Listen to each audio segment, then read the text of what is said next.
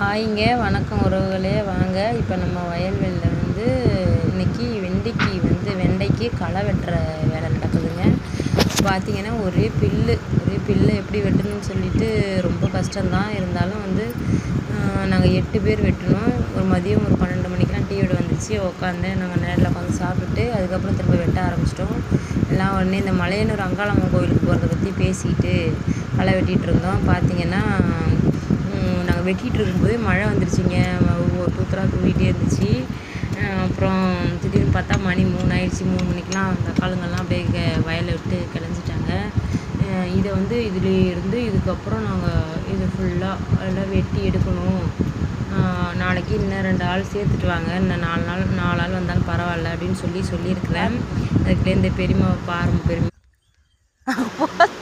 இந்த பெரியம்மாவுக்கு உடனே சிரிப்பு வந்துருச்சுங்க.